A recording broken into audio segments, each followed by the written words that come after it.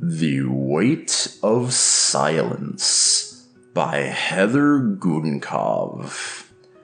Chapter 24. Ben.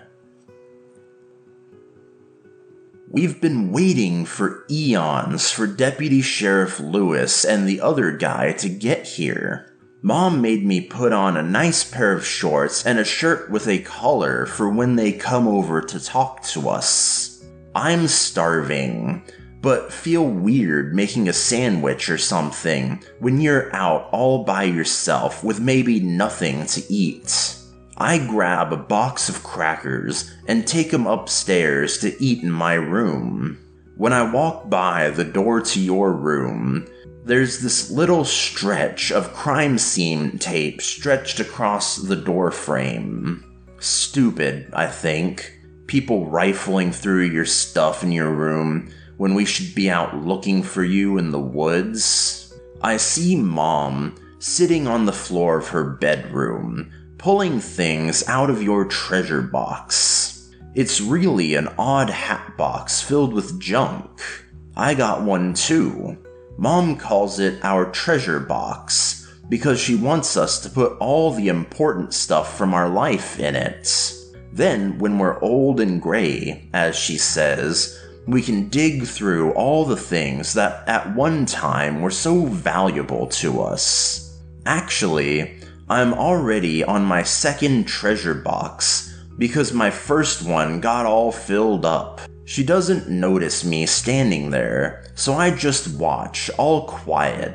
She's surrounded by a bunch of your school papers and art projects, and she's touching each one, gentle-like, as if one wrong move will cause them all to turn to dust. She reaches into the box again and brings out something that I can't quite figure what it is. Neither can she, because she just stares at it for a long time, turning it around in her fingers. It's whitish gray and about 3 inches long. Mom hears me behind her, turns and holds it out to me. "What do you think it is?" she asks me as I take it. I shrug and pick at some of the gray bits that look like fur sticking out of it. "I think it's an owl pellet," I say. "Look, you can see little bits of bone sticking out." Mom looks and takes it back from me. I love that about her. Most mothers would freak out at the sight of something like owl throw up, but she doesn't. "Yeah, I think you're right. Why would Callie have this in her treasure box?" she asks. I shrug again. "I guess for the same reason that I have a box of periodical cicada shells in my room." This causes her to laugh, and I'm glad. She hasn't laughed much lately.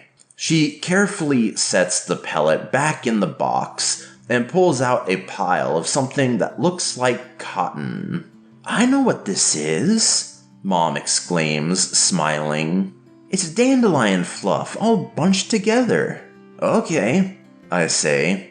"I can kind of understand the owl pellet, but I don't get the dandelion fluff." "Don't you remember?" she asks me. "When fairies dance upon the air, reach out gently and catch one fair.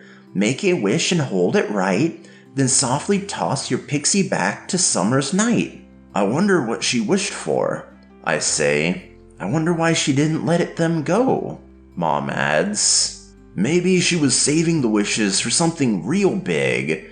Then she was gonna let them all go at once." It's Mom's turn to shrug, and she lays the fluff back into your treasure box and on top of the other stuff, puts the lid back on and slides it under her bed.